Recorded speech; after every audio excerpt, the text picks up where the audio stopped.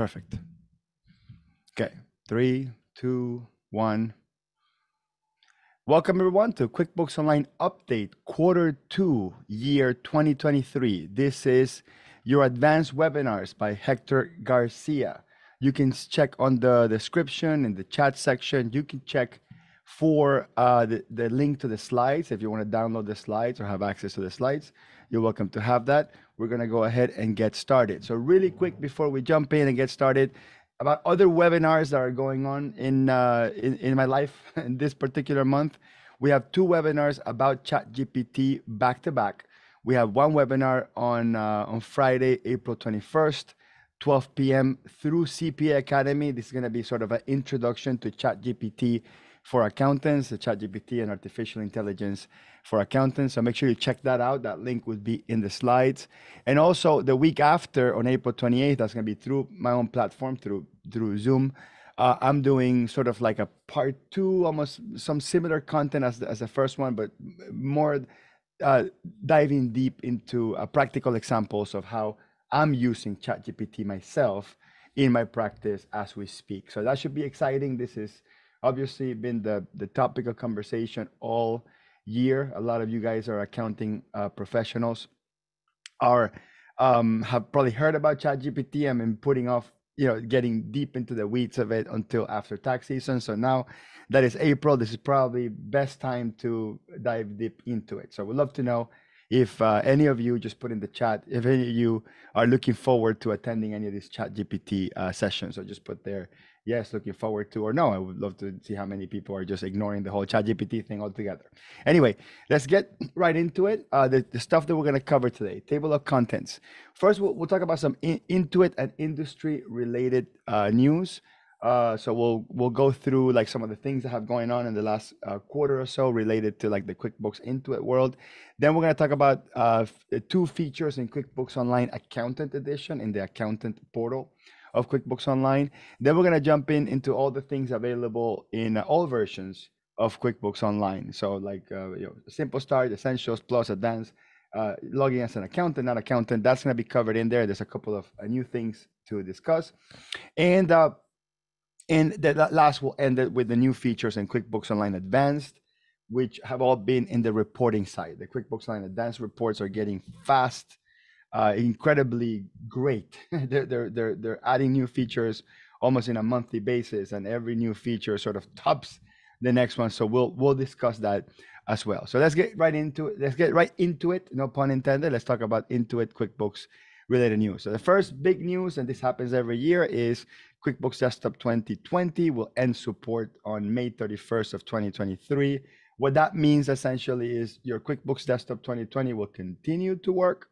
However, some of the connected services like payroll, banking, sending invoices through the QuickBooks servers, payments, all that stuff is going to be disabled. None of the connected services work. If you would like to discuss with someone that needs to understand what happens to their QuickBooks 2020 at end of support, just go into that link, and that link gives you all the details about exactly what end of support means and what ends up happening. So some people with QuickBooks Desktop 2020 will probably continue to be able to do a lot of things, but some of the things won't work as well.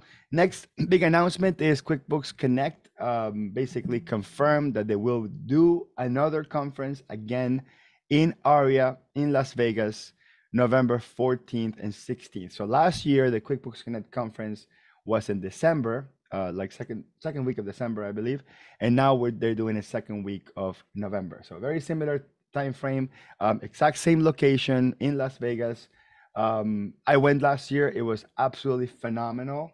And I will definitely go again this year. Actually, I've only missed one QuickBooks Connect, which was in 2016 when my son was born. But all the other ones I have been in QuickBooks Connect, and all the ones that I've been to, with the exception of last year's, I have taught a class of some sort. The last year I couldn't teach because I couldn't speak. I had just gotten over voice surgery, vocal cord surgery, so I couldn't speak. But I still went as a mute, and it was also a very interesting experience. And I would love to share that with you at some point when I have time to gather my thoughts. I've been basically at 100 miles per hour the last couple of months with so many things going on. But anyway, if you love QuickBooks Online, or you love QuickBooks Desktop, or you love the QuickBooks ecosystem, if you love the content that people like me put out there, I think you're going to love the conference. You just have to figure out whether or not you love going to Las Vegas or not. The next one is obviously with this whole AI and AI and ChatGPT craze, all the companies are looking for ways to integrate artificial intelligence into their apps. We're still waiting to see exactly what that looks like in QuickBooks specifically, but Intuit has already announced that there's already tons of AI built into TurboTax, and there will continue to be more AI built into the TurboTax capabilities. We're yet to see again what the exact announcement and thing is going to be for QuickBooks Online, but we'll be fast aware of it immediately as it comes out. However, they did release a whole bunch of artificial intelligence related tools to MailChimp. If you remember, but Intuit purchased MailChimp, and a lot of these things is to like create emails, like write emails for you. So if you have newsletters, or if you have people that you notify about your services, or you sell to, whatever, through email, it could help you create some content. So that's really interesting, worth checking out. And there are some discounted accounts for QuickBooks Pro Advisors. So if you definitely want to get into email marketing, I think MailChimp is going to be the key one to use. The next big announcement is QuickBooks Desktop Point of Sale has officially been discontinued. So there will not be any more QuickBooks Desktop Point of Sale software ever built. I don't think they will ever create a desktop-based application. Does that mean that QuickBooks will never do a cloud-based application for POS? I don't know. We don't know.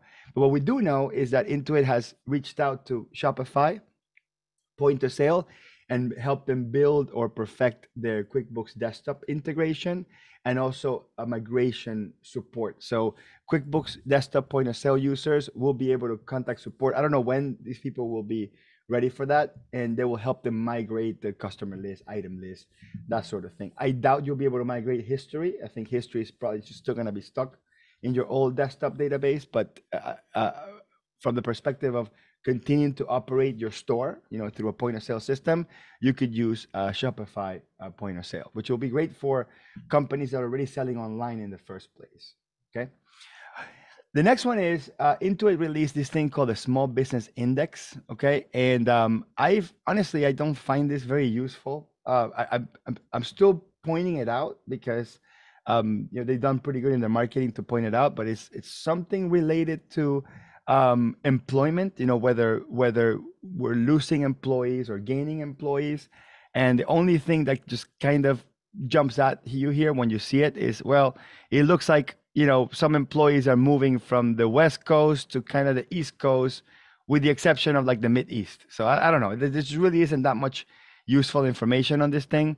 The one part that I thought was pretty interesting was like the industry sector. So if you look at the industry sectors here, so it looks like in March, utilities had a gain net of employment, like additional employees, and information, which is like IT, computing, had a net negative, which kind of makes sense. There's been a lot of layoffs in tech, but other than that, we're talking about 0.5%, something like that. I still cannot put quite my finger on what the usefulness of this data is. However, if Intuit continues to use QuickBooks data, or QuickBooks metadata, or QuickBooks payroll data, because in this case, this all comes from QuickBooks data. Remember, ADP, the largest payroll provider in the US, has for years given information about the trends in employment, which in some cases becomes the norm or the sample data set that people use to determine whether or not our unemployment is going up or down, or net new jobs and that sort of thing. So I think that what this is indicating is that now QuickBooks and QuickBooks Accounting and QuickBooks Payroll has enough data to be able to now give just sort of global statistics. I mean, global and U.S. market statistics, enough to give certain indications about what's going on with the market. So just watch for Intuit to be much more into the sort of data collecting world. Okay, so that's, I always found that to be sort of the play and why they moved to the cloud in the first place. It's not just because they charge per month, not just because they can connect with other apps, not just because customers want to move to the cloud. I think having the data or the metadata, it's really valuable, and this is the first manifestation of that. Okay, the last thing I want to mention here is my app, Right Tool. If you haven't tried it, I recommend that you try it. There's a free version. Go to RightTool, the app, to download that. My app has added an incredible amount of new features that essentially expands the functionality of QuickBooks Online. I'll go through them real quick, and this is probably only about half because I didn't want to have multiple slides, but I'll just mention them so you kind of get your head wrapped around, what would the world be if QuickBooks had all these features? And now it does, because you can add the app to that. So speech to text capability. So you talk to QuickBooks, and it types it in for you, so it saves you time when typing an invoice, that sort of thing. Auto update bank feeds. So every time you log into bank feeds, it automatically triggers the update. It saves you that click. The next one is reconciled transaction indicator. So it will tell you which transactions have been reconciled when you're looking at them. Delete or void individual transactions from the reconcile screen, probably a crowd favorite, right? You have some duplicate transactions or transactions that didn't clear, you delete them right there from the reconcile screen. You can export reports with or without headers to CSV, and you can actually even copy them and paste them into a spreadsheet. It saves you tons of time, so you don't have to get the Excel version. There's a jump back button that once you scroll down in your chart of accounts or customer list, and you click on something and it sort of resets and sends you back to the top, you can press a button and it sends you back to where you were. You can print journal entries. You can batch delete transactions from the register, including invoices and bills. So you can batch delete invoices and bills. We added shift click to everywhere that there's multiple boxes you can select. You can shift click and select multiple things at the same time, including shift clicking on reconcile, also a crowd favorite. We added a payee transaction shortcut in bank feeds and the register that takes you straight into the vendor transaction history, so you can quickly review what that vendor has had in the past. We have the ability to filter chart of accounts by account type. We can filter undeposited funds by date. We can categorize, categorize transactions and rules with different dimensions. There's a special setting that forces you to have a payee in a rule to be able to create a rule. And we're beta testing with a small group of users. We're beta testing ChatGPT integration that queries information to ChatGPT when categorizing transactions, and queries information to ChatGPT to reports to build your reports, to build a narrative to the reports. So with that being said, just go to RightTool.app and check it out. Okay, that's it. That's my infomercial on RightTool. I designed that app myself, and I have a couple of partners who are the programmers who build this. So check that out, and you won't regret it. Plus, there's a free version and a paid version. Okay, let's talk about QBO Accountant. So they added two main things to QBO Accountant in the past quarter. One is an apps button that sends you to sort of an app center or an app central, where you can, number one, look for apps, two, look at all the apps that are connected to your clients, and then look at any apps that are connected to your firm account. So it's a single place to search for apps, look at client connected apps, and look at the apps connected to your firm. The other thing that they added, and I find it really interesting, that we are rejoicing and excited over something that is like should be the most simple thing in the world, which is you can permanently delete your clients. Now, they've announced this in December of last year in QuickBooks Connect. And I still have talked to some accountants that don't see that delete permanent button in there. So they've been sort of phasing it in. So I would love to know in the chat, let me know if you have access to being able to delete clients. So have you been able to delete a client permanently, or have you tried it, or can you try it now? Do you see the option to delete clients permanently? Because some people have reported that that's not there. Okay. All right. So let's go and talk about QuickBooks Online, all versions. So first major announcement they made is they now made a desktop app. This is a QBO desktop app for Mac. So the QBO desktop app for Windows has existed for a long time. Many people swear by it. They like it better. They feel it's a better experience. I never used the Windows app. I never found it useful, in my opinion. But I'm not saying it's bad. I'm saying I personally never found it useful. I actually like using Google Chrome or using Microsoft Edge. But they've now added a Mac version. Now the interesting about this is I'm going to show you. I'm on QuickBooks now. So the way you get to the app is you click on the gear menu, and then you click on where it says Get Desktop App. And then when you click on Get Desktop App, in my screen, it only gives me the option for Windows. So even though they've announced this like back in like February that the new Mac app exists and it's great and all that, I've yet to see it. So I don't know. I don't know. I don't know. So it's in the Film of the Future website. It's been announced. Many Mac users were excited about it, but I don't know if anybody has been able to use the Mac app. We'll love to know. Put in the chat down there if you have used the Mac version of the QBO app.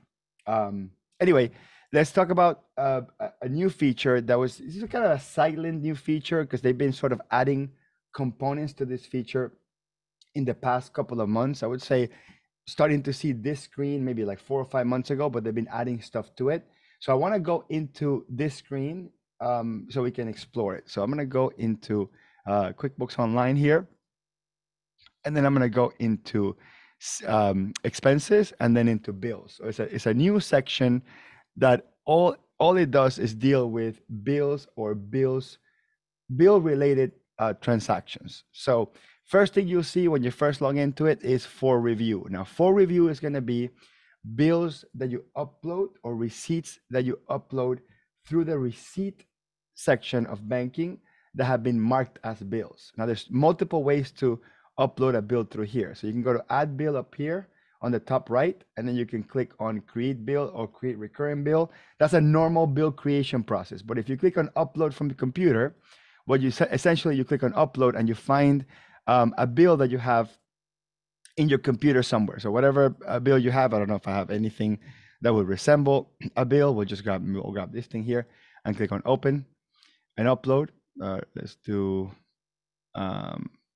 let's see, we'll upload this weird thing here. So it uploads the document and then it goes through the standard OCR process to try to like sort of help you through the next steps of the next step to create that bill. Then once it comes in, you can click on it. And again, this is not necessarily new. It's this interface to access this is new. So now you get into the review bill, and then from here you can choose, okay, yeah, we're gonna put payee name, and then we're gonna put the bill date, whatever it is. That's just a P&L in this case. But and then from here you can click save and close, and then create the bill. So it's the same as the sort of the receipt center, where you go into banking and then you click on receipts. So it's the same thing as this. If you upload a bill through here, and it's a bill, not a receipt, then you will also see that in the bills section. So that's in the for your review, and everything you see here pending is the same thing as the receipt manager. But the next thing that you see is this unpaid bills. Here's where you get a list of all the bills that you haven't paid, the ones that still show open. You can filter these, so you can choose a different date range or a specific vendor. So if you want to use a specific vendor to filter, you can do that. So that's really nice too, because you can do that all prior to doing the actual payment. Remember, this is not a bill payment screen. This is a bill center screen. Now from the bill center screen, you can select multiple transactions. Okay. And then if you select multiple transactions, you can batch pay the bills. What you can also do is you can take an individual one and schedule a payment. So if you're using Melio or like bill payment feature, and if you click on view and edit bill, it just opens up the bill like normal, just a regular, bill opening process. Then you can delete the bill straight from here, which is really nice. And then you can duplicate the bill from here. So I think that's really cool. Like just having quick access to these things. This mark as paid basically just sends you to the bill payment screen. Okay, so it's just one place prior to paying your bills where you can see all your bills in there in one shot. Okay, And then when you click on paid, so these are all the bills that have been paid. You can click on that, and you can go straight to the vendor, or you can, I'm gonna click back for a second, go back into the bill screen and paid, or you can show payment. So if there's any like sort of payment history for that bill, you will see that in there. If you click on view details, it takes you to the actual bill payment transaction. So it's as simple as a place where you can view and organize all your bills. Okay, you can also choose. Let's say if we go unpaid here, you can also choose what columns you want to see. This I really like, just because in generally in QuickBooks there's not that much flexibility on which columns I want to see. So sometimes you're looking at a whole bunch of bills, and there's some things that you want to see. I mean, there's obviously more fields that would be useful here, custom fields and stuff like that. But that's that's what's available there. Okay, so that's the bill center. Worth looking at, worth checking out. Not a huge feature, not a game changer, but it's there. Now, through the chat box, they're telling me there's a special link to downloading the QuickBooks Online app, okay, for Mac. So let's see if that's true. So I'm gonna click on follow this link, and I get to this page. So no, so there is a link for it. There's a link for it, Bill. Thank you for sending me, but it's just not functional. I did try this earlier while I was prepping for this, and I just don't know how to download the app. And some people have told me that they have downloaded the Mac app for QuickBooks Online, but I don't know why I'm not getting a direct link to it. Maybe something that's sent to you via email. Who the heck knows? All right. Next one here is account filter in the new advanced search. Again, one of these little tiny updates that are added, and this was never announced anywhere. This is something that just nerds like me notice. They're looking at it like, wait a minute, this looks slightly different than before. So this is basically an advanced search inside account filter inside the advanced search. So I'll show you that. So I'm going to go back into QuickBooks, and I'm going to go into my advanced search. And fortunately, my file doesn't have advanced search set up. So I'm going to I'm going to go to advanced search here. I'm just going through. Maybe my company file doesn't do advanced search. Yeah, that's possible. I'm going to switch to another company file that might have advanced search enabled. Yeah, advanced search has existed already for several months.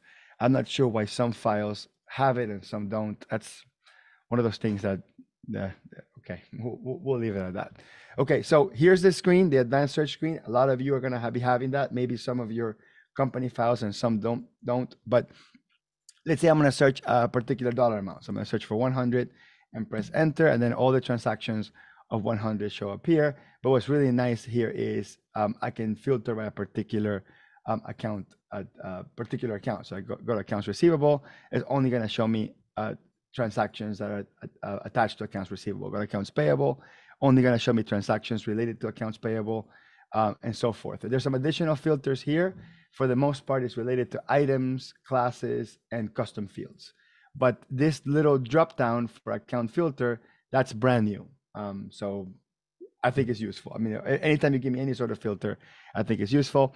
The other thing that I want to point out, and this is a really interesting one that a lot of people haven't noticed that. And again, I noticed it because I play with QuickBooks way too much. But let me show you something. I'm going to open a bill here. And what I'm going to do is I'm going to edit the bill. Let me open up a bill here. I'm going to open this bill here for $900. Okay, I'm going to edit this bill, and I'm going to choose a very particular dollar amount. So I'm going to do 123.98, and then I'll do here 900 minus 123.98. So I have $2 amounts, okay, 123.98 and 776.02 that add up to $900. Okay, it's a really important nuance because there's a difference between searching inside the detail of the transaction and searching only on the header of the transaction. So I'm going to click on save and exit out of that, and then I'm going to come here to the dollar amount search, and I'm going to put 900. Press enter. It found all the transactions, right? Because there were $900 transactions. But if I search for 123.98, which was a detail line item inside of the transaction, and I press enter, it doesn't find anything. So currently the advanced search the explicit box that says amount only searches totals or headers. Whereas for some strange, interesting reason, if I search the detail amount in the top search and I press enter, it does search within or inside of the transactions. So just keep that in mind when you are in the search screen, that up here in the top, this will search both header and detail, but then the amount box here only searches through headers, so it won't show any details. So again, something worth pointing out. It's one of those little things that you kind of notice by playing with QuickBooks way too much, some cases. Okay, the next one is, that's an interesting one because I have found that this particular feature has brought more frustration and more disappointment than any of the new features that were added in the last quarter. And it's a little bit disappointing because I've been working with the advanced team on the advanced reports, and I love advanced reports. I've done many videos on that. I've talked about advanced reports several times. I think the advanced reports are game changers. However, they exposed a piece of the advanced report, like the sort of the display portion of the advanced reports with not all the tools, and they've been exposing them to non-advanced files, and they call it modernized view, or they call it classic view. And you can switch to classic view and just go back to the report that you want. And at some point during tax season, like during the first quarter, you had to click on switch to classic view each time. And it was very frustrating because people just wanted to work on classic view the entire time. They didn't want to deal with this.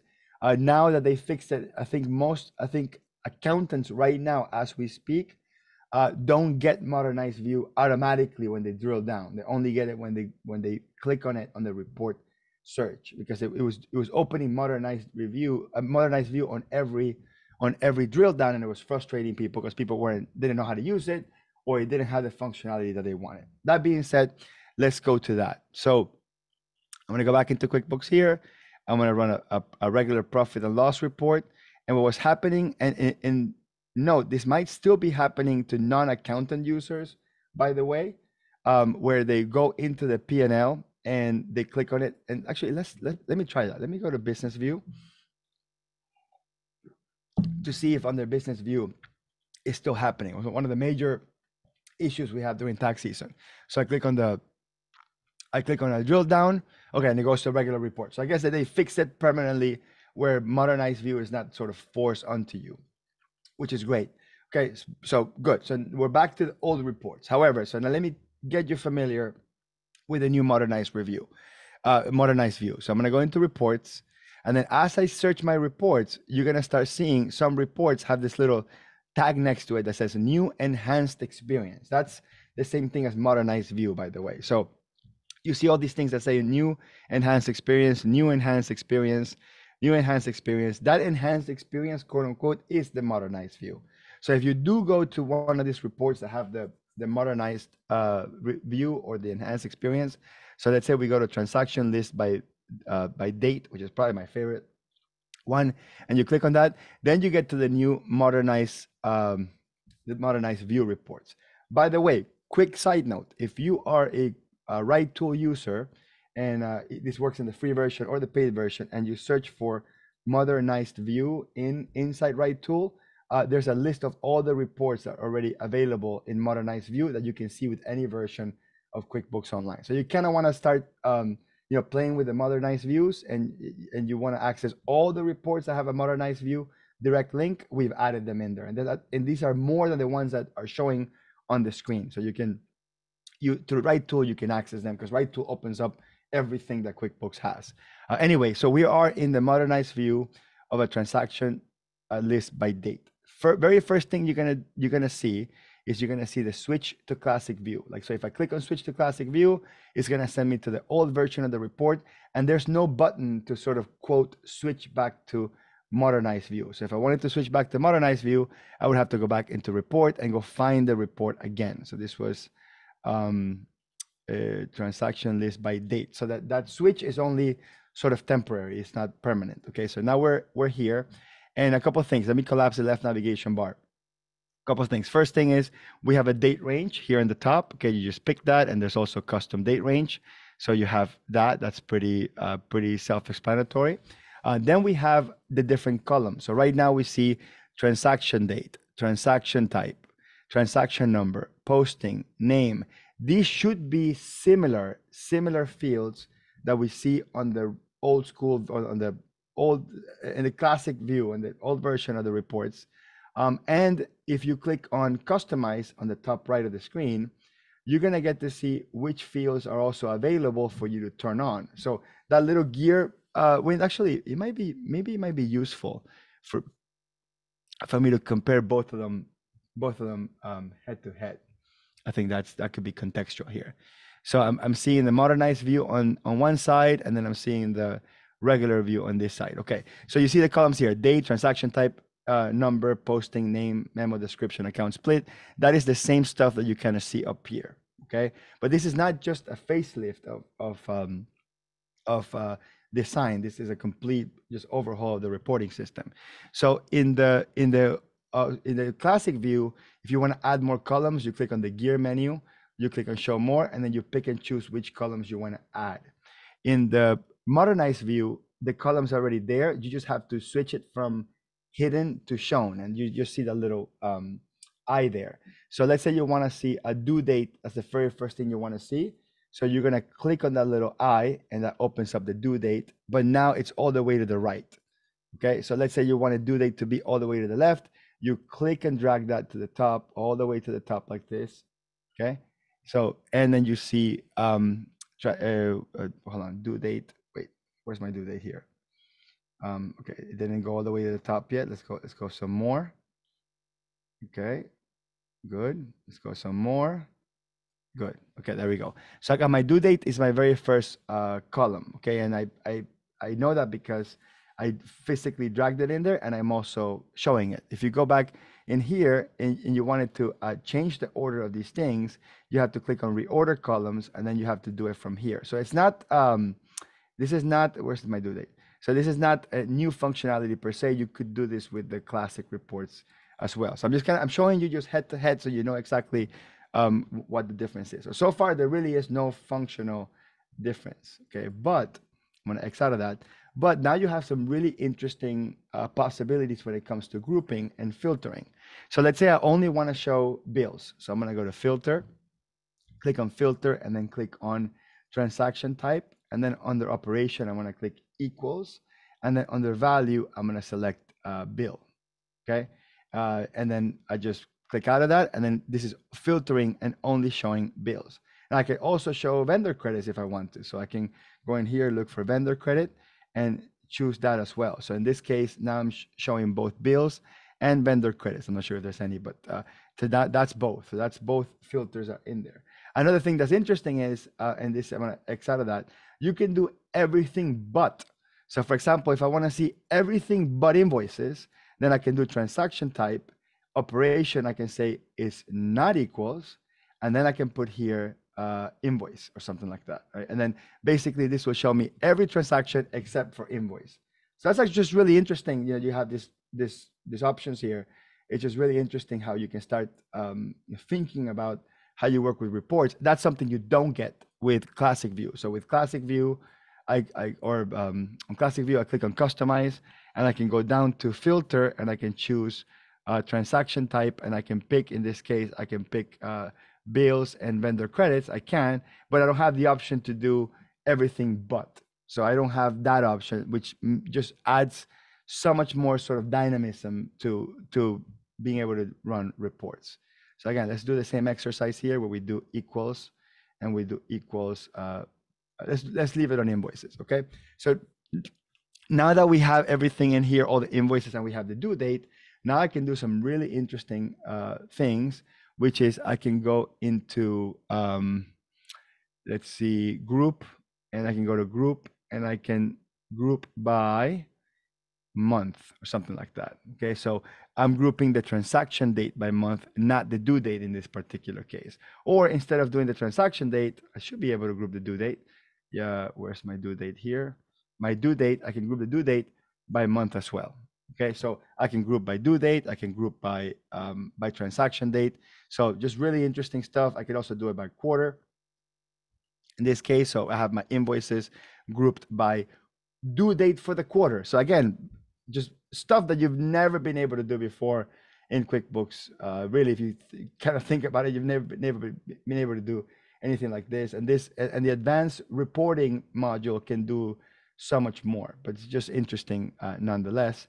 But this is what you can do. So you can filter and you can do groups. And you can also do multiple filters here. You can go to add filter and filter something else. So let's say I only want to filter, let's say, a specific group of customers. So I go to customers that are equals, and then I'm going to pick the specific customers. Let's say I only want to see Wyson, whatever this customer is, Wyson, WIS, yeah, Weissenberger Gary, or Weisinger Gary, and then only shows me that particular customer. So I only did invoices, I only did that particular customer, and I only did those due dates. And again, I could bring other stuff like has it been paid? Is that a one? Payment status maybe possibly, or AR paid. So are these equals to unpaid? So that will show me only unpaid invoices. Or I can do equals paid, and then it shows me both paid and unpaid invoices. So you can do tons of great stuff. Again, really, really important just set of functionalities that you have in there. But the really interesting piece about this, I think, is the part that really, in this particular case, brings a new set of dimension in the QuickBooks Online world. Get ready. Are you ready? Are you ready? You can sort by amount. Look at that. Finally, this is unheard of in the QuickBooks world, being able to sort by amount on a report. And if you didn't know that, by the way, it's kind of awesome that you've been blissfully ignorant of this particular blaring issue that QuickBooks Online Reports has had for a very long time, is that you can't sort by amount. Finally, with this reporting module, at least they fixed that. So there are some shortcomings to this, but you can at least sort by amount. So at least they addressed like the one blaring option that people have been asking for so long, and still not available here. So you can't sort by amount in the classic reports. And at this point, I wouldn't put any money on whether they're going to add it to the old reports or not. They're probably just going to get people used to using the new reports, the modernized reports, and that functionality is there already. So just keep sending your feedback on that. Oh, yeah, one more thing, and this will be a quasi criticism, and I don't have that many situations in which I can get on my soapbox and I actually have an audience that would go, yeah, I totally understand it. I'm with you on this. But yeah, you'll see what I'm talking about. So you can export reports in PDF. So I'm gonna go to export a PDF, and one really peculiar thing, and again, it's technically not a big deal, but it is. One font type, a different font type. Why? Why change font types? Why do I have a serif font type and a non-serif font type? Okay, that's it. Off my soapbox. Okay, don't know why they do that, but they're programmers, not designers. So I guess we'll give them a pass on that. Okay, all right. So let's go to the next one, which is quick add report to management report. So this is really interesting. In management reports hasn't been touched in maybe like 6 years. Management reports is the same old clunky management report system. So they've added one semi-exciting new piece to it, which is when I go into reports, let me go back into regular reports, and I go into management reports, and I go, work with any of my management reports. I can add reports from here. So I can come in here and look for the report I want to add, and just go to add new report, and I go find the report from my drop-down menu, bring it in here, beautiful thing. So we can have, we can add as many reports that I want in my management reports. You still can't add the advanced reports or the modernized view saved reports, which drives me a little crazy. So, but you can add any report that has been customized, but through the old method, through the classic mode. I cannot add any reports that have been customized through the modernized view or through the new advanced report. So Um, but the nice little thing here is I'm gonna call this Hector's monthly package or something like that. So I'm gonna do Hector's monthly package, and that's the name of my management report um, group or management report data set.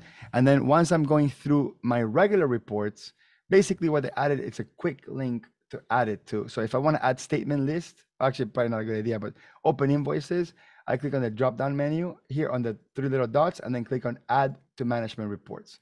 And I click on that and then it's going to ask me, hey, which management report package would you like to send it to? So I click on add.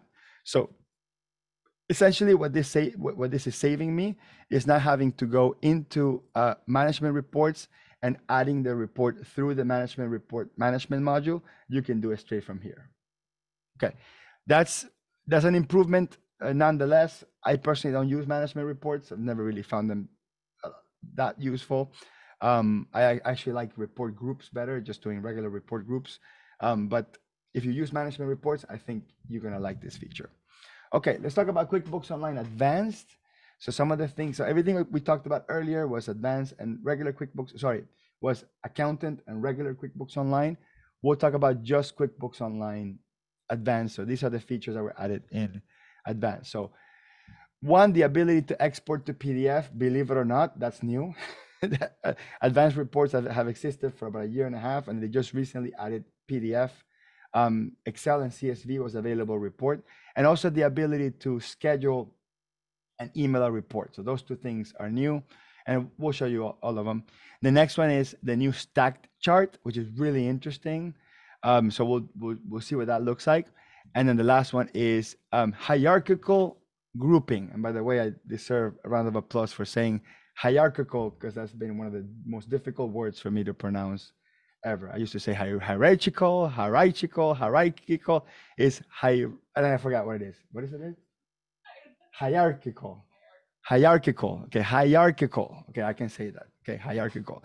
So now there's hierarchical grouping, which is really, really important when you have sub-customers, when you have accounts and sub-accounts and that sort of thing. So we'll get to that. So let's go through these three. So let's go back into QuickBooks here. I'm going to switch to an advanced account that I have, because this is advanced only. So let's go here and let's go into reports and reports. And by the way, take a quick break here since we're doing great on time. In the live chat, can you tell me if you have never, just say, I've never built a report in the new custom report builder in QBO Advanced? I want to know how many people have never built a report in QBO Online Advanced. That's a lot.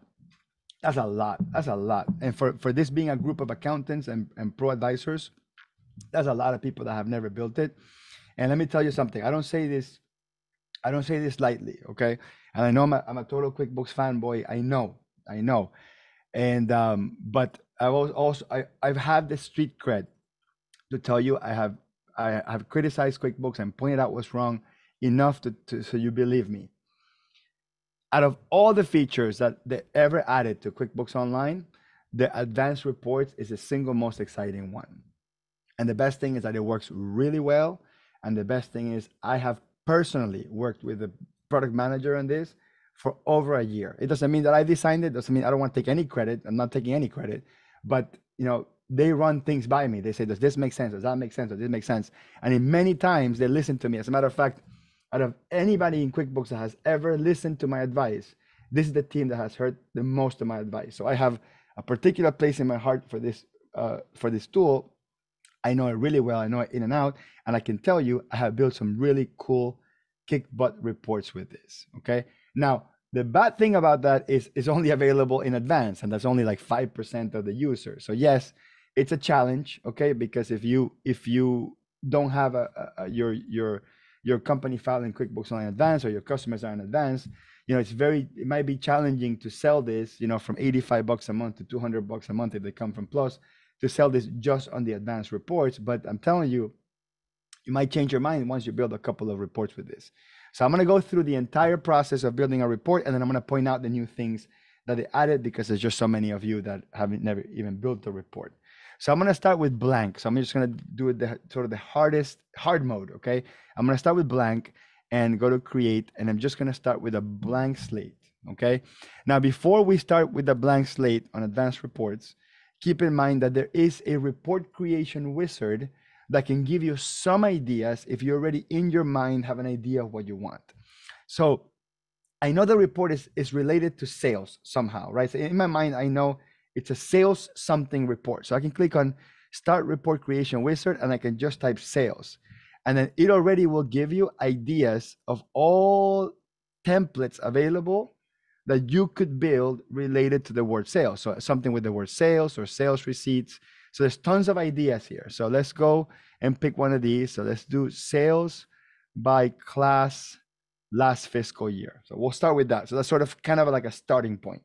So we do sales by class last fiscal year. And essentially right off the bat, what you get is you get all the classes. These are the classes in my sample file. And then you get all the transactions are categorized as sales. Now we can go and take a look at exactly what that means. We'll do that pretty soon. But what's categorized as sales in this case is going to be, let's open up transaction type. So I'm going to make sure that the field for transaction type is here. So I'm going to put transaction type, and that's under sales, and transaction type is not enabled. So I'm going to enable it really quick so we can just kind of step back for a second and see, okay, what exactly is sales? And then I'm going to go back into grouping here, and then I'm going to get rid of the class grouping, and then I'm going to bring transaction type in here as the first grouping. And then as a second grouping, I'll bring classes back just so we can see what's going on. So this report created a template for me that shows me refunds, which are refund receipts, sales receipts, and invoices. And I hope it shows me credit memos too. I don't know if I can verify that in here, but we'll get to that. But this is essentially what it's showing me. And then what you also see immediately is the subtotaling when that grouping is collapsed. So when you expand the grouping, then now it's all grouped by class. And then when I open them up, you get to inspect each of them individually. And you do get that subtotal in there. What's also nice about it is you can choose what gets subtotal. So in this particular case, instead of total, maybe I want to see average. And for whatever, maybe that means something, maybe it doesn't mean something. Probably not that interesting in the first place, but now you get to see what is the average sales amount for sales transactions for each class. Okay, and then that's something we've never seen before. We've never seen this type of statistics. And then we get to see percentage, which in this case is, let me uncheck these two. Okay, and I'm gonna get rid of transaction type, just leave class. So if you do something like this, percentage, then you quickly can tell that out of all your sales for last year, 14% is for subclass 1, 1.85% is subclass 3, 23% is subclass wholesale, and so forth. Okay, but what's also awesome about this percentage is that you can open any of these. You can open any of these, and then you can see the percentage of the sale also while it's expanded. So it's just really interesting how you can do that, and you can do even subgrouping within it. So let's say, for example, under class, I want to see, let's say, location, and I'm going to continue doing the sub percentages here. So yes, out of all my sales, 23% is wholesale, but if I expand that within the universe of wholesales, my New York office is 30%, and my Miami office is 69%. And then I can go even one step deeper, and I can do, let's say, a particular customer. And then again, I'm going to open up, I'll open up wholesale, and then I open up Miami. And then within Miami, then 80% is Cynthia, and 33% is whoever that is, and 3% is Aaron, and 1% is this, and Jonathan is 9%. So these percentages all work within the confined data set of each of the groups. So it's really cool, really neat. I mean, something that we've never really seen before, again, in the QuickBooks world. Okay. Other cool things you can do from here is, this is sort of the raw data. And then they have this thing called pivot table view. And the pivot table view, and honestly, I'm not sure if pivot table is the right term for this, but pivot table view is like a summary report of this data. So before the pivot table view, what you're seeing is a grouped or even pivoted raw data set. But if I switch to pivot table, and then I can go look for rows, I want to see class, and for columns, I want to see, let's say, customer name, and then on the values, I want to see amount. And then basically you get a quick chart of your classes and customers, and then you can even flip it, and we can go the other way. So we can do customers on the left. Can we do customers on the left?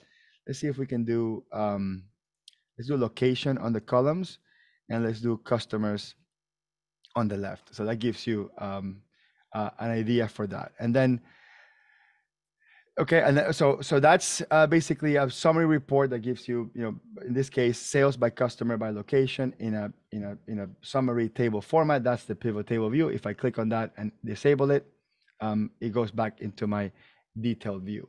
Now I can also do by account. Okay, so let me show you this. I'm gonna go to group, and then I'm gonna get rid of all this, and I'm gonna group these by account. Okay, and then there's two options. There's account and account hierarchy, and this is the new thing that they added, which is the option of hierarchy. So if I just do account, what you're gonna see is you're gonna see a flat list of all your accounts and then all the transactions broken down by account, but you're not gonna see dimensions of like sub accounts the way you would if you select hierarchy. So if I select hierarchy, basically what happens is you will explore your report in the same way you would like if you were in a P&L or a balance sheet, because it organizes the information in hierarchy. So you have both of those options. I can either do hierarchy or I can do non-hierarchy. And there could be use cases where we want to see a hierarchy and non-hierarchy. So you can do that with accounts. You can do that with products and services. If you have products and sub-products or product categories, you can do that with locations.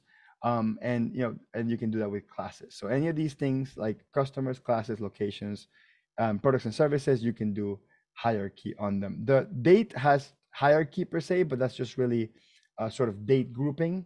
And that actually has existed for a couple of months at this point. Okay, so now let's take a look at what this looks like in chart view.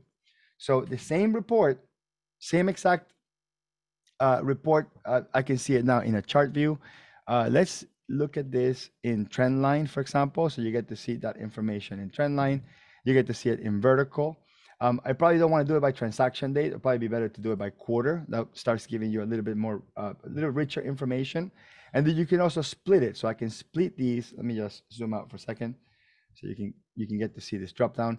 So I can split these by location, for example. So I got by location. So now all of a sudden I get my quarterly sales by location in a vertical bar. I can do it in a trend line, which will be a little bit messier. And we can also do this by month if we wanted to. So we want to see a bit more richer information, and in vertical mode as well. But if I click on stacked bar, basically it stacks the information on top of each other. So if you've done this in Excel before, you know exactly what this means, but this is the new thing that you can now stack it in the advanced reports. So those are the things that they added in the last quarter. The hierarchical view, the hierarchical grouping, the stacked, and the ability to export the reports. Like not this one, for some reason there isn't still a mechanism to print the charts. Don't ask me why. They're just for eye candy on the screen, but you can print the table view. That one you can print. You can print the table view. Now I don't remember if you can print the pivot table. Let me just double check here. We'll verify that here. Can I print the pivot table? Let me see if that, okay, it can. Okay, so it can print pivot tables and it can print the raw data. Okay, but it can't print the graphs. That's probably coming. I don't want to be the one over promising that, but that's probably coming. Okay, that's it. Usually these webinars are about 90 minutes long. We stayed under an hour, which is pretty cool. There's my email if there's something I didn't cover or something that wasn't clear. What I'll do is, because we still have a little bit of time, I'm going to go through the questions, see if there's any of these questions that I can answer. So first question here is with the bill, back to the bill payment. So back to the bill screen. So we'll go back to the bill screen here. So the question was, what happens? Let me just wait until that loads. What happens if I click on schedule payment? So that would happen is it will connect to your bill payment application, which will most likely be Melio. Okay, Melio is the company that QuickBooks has partnered with to do bill payment. I know some people are still using Bill.com integrated, so maybe possibly it will take you there, but most of the files I see are through Melio. So that's the answer to that. First one is, can the group type be reallocated based on new information? So yes, you just have to refresh the report. You save the report, get out of it. You could change the structure of any of your accounts or your chart of accounts or your class list or whatever. You go back to the report and it will refresh. Let's see. We need report categories that drill on a balance sheet item, inventory, and equipment. I am not sure what Timothy, what you mean by that. We need report categories that drill on balance sheet items, inventory, and equipment. So Tim, sorry, I can't answer that. Maybe you want to rephrase the question. No problem answering that. Okay, how about shipping by sales address? Okay, so I mean sales by ship to address. So good news, that should work in advanced reports. I'll show you that. This is a classic request that we've gotten from people, which is I want to see sales by shipping address because of sales tax. Okay, so let's take a look at that. Let's do an invoice report here. Okay, and let's do all of last year. See if I have enough data. Okay, I have enough data there, and let me see if I have the address. So let's do ship, and let's do ship state and ship city. I guess those are the things that probably matter. Okay, so some of these transactions have a ship state and a ship city. Not all of them have it. Just a matter of the quality of information that I have here. But it's in some of them. So maybe I'll go to one of these transactions and I'll add a ship to state on that. And that's probably because I don't have the ship to address in here. So let's say I do 123 Main Street, New York, New York, 10001, and then I'll copy this guy's name. This is all sample data, so it's not really that complete, but that should be good enough. So let me click on save on that. Okay, so that should work, and I'm going to X out of that. And essentially, if I save this report and run it again, should be able to refresh on that report. So let's go back into reports here and go to custom reports and go to my invoice report 2. Hopefully that I did an update for some reason. Let me try this again. Let me see if I'm doing something wrong here. Okay, so it's there in the shipping address. One thing, sometimes it takes a few minutes to load into this screen, but we do have some information here. So I wanted to have, as long as I have some information to do this in, again, this company file is not a good example, but as long as I have some good information, I should be able to have some stuff in here. Okay, let's do that. So let's go into filter, and we're going to go to filter, and then we're going to go to ship state, and I'm going to say it's not empty. So it only shows me the sales that have a ship state in it. Okay, so in this case, I'm just seeing those. And again, could I go back even further? Okay, well, those are the only ones I have, but I guess this will do the trick because I have at least one transaction with another state. Then I'm going to go to group, and then I'm going to go down here and go to ship state. And essentially, these are my sales by ship state. Well, this transaction is 0, so it doesn't help because it has a $0 amount. But what if I put some dollar amount here? Will it let me? Okay, let's see, save. Again, one of my worries is how long it takes to refresh on this screen. It's just a general issue with this screen is that it doesn't refresh automatically. But let's go back in here and let's go to run the report again. Okay, and go back into this. And that transaction didn't get refreshed. That's interesting. Let's go back here, see if I'm seeing something wrong. Okay, well, this that's in there.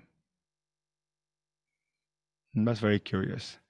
Don't know why that's not saving, but this is one of the things I can't control much, right? Why the QuickBooks will pick up some data and not others.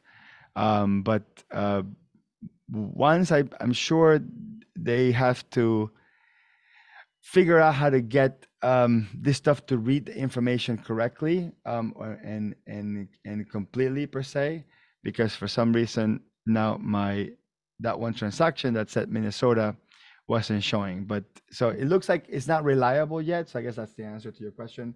Not reliable yet, but the mechanism is in place to do something like sales by ship state. I think they need to look deep into, okay, where is he getting the state from? Can that state be fixed? That sort of thing. Okay. Okay. So you can recreate the report, but what I've done is I'm gonna, we could probably start from scratch and try to see if the report gets recreated, but I don't know why those data points were disappearing. So let's try that again. Let's do custom dates. Go back a couple of years here, go to today, and then we'll go to group or we'll go to filter and go to we have to bring in the field, right? So we'll bring in ship state or ship to, see if I'm looking at this correctly. Shipping state, sorry, shipping state. Okay. And we go back into filter and say shipping state is not empty.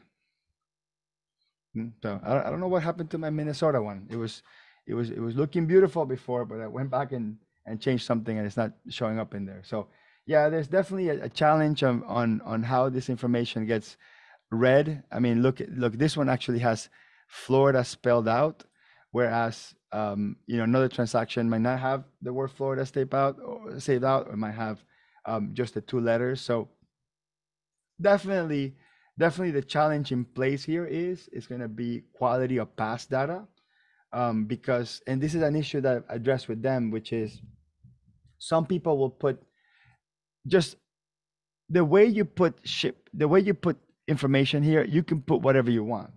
So if this reporting system is not discerning from that piece of information, it won't work. And some of the challenges that we have is, and this is more partially philosophical conversation, which is, do we want this information to come from the transaction itself, or do we want it to come from the customer profile? Okay, so for example, if I look at this customer called Advanced Webinars here, and I go into my customers, and we go find Advanced Webinars, or that might be a disabled, it might be an inactive customer. Okay. Okay, there it is. Okay, so we have a project or a customer here, and I'm gonna, okay, this one particularly is a project, so that's a little bit not a good example. Let me go back and do reports again. Let's do invoice report, and let's do custom. Let's go back a couple of years and go to today, and let's do ABC customer. That's probably a better example. So let's open up ABC customer, and I want to show you what's the challenge with trying to get this report to work, and the challenge that Intuit has now to try to achieve this for people. So we go to ABC customer.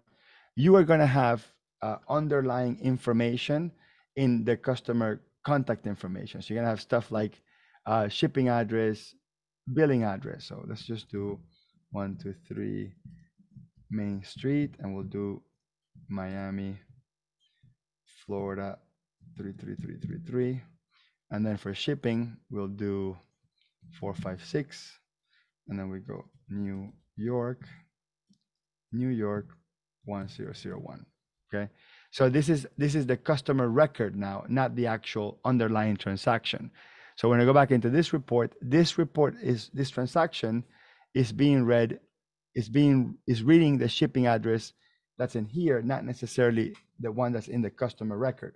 So the big question is, do we read it from the customer record or do we read it from the transaction? Now, I don't remember if I can actually see it from the customer record. I might be able to. So let's go to customer. And okay, so I can pull it up from the customer record. So I can go to shipping state here. I think that will work. Okay, so this pulls it from the customer record. The only problem I have with pulling it from the customer record is I don't know if the transaction itself overrided the customer record. However, being that the customer record is more restrictive, and you can see how all this information, like it's a lot cleaner, you might be more successful achieving it. But for example, if we look at AAA construction, which is Florida, and I change this to FL, and I go back in here and just put FL. Okay, and I click on save, and I go back into this report, and I'm gonna just refresh it by unchecking and checking it again. Okay, so notice that now it says FL and not, and some say Florida. So if I were to then attempt to do it with the customer record, not the transaction itself, then I can do group, and then I can go to shipping state. But I'm gonna have Florida is gonna be a category, and then FL is gonna be another category. So you can start seeing how this could just not be reliable. So number one, will there be a mechanism to go back and clean all your entire customer records and make sure your states are clean, okay, or your country or your city or your zip code, whatever it is clean, so the software can do this? Or will QuickBooks create, particularly for state, will they create a sort of an AI type of mechanism that will try to figure out what you meant if you didn't use the actual two-letter state? Or will QuickBooks force the user to have to use a two-letter state? Or will you want to get it from the actual underlying transaction, and you have to have a mechanism to clean up every transaction state to be able to do this? So big question that was asked by Anne, and I think it's a great question, is, hey, can you do sales by ship state? So technically the mechanism to do so is there. The problem is we're going to have a data problem. For almost every company file, I could probably guarantee you we're going to have a data problem.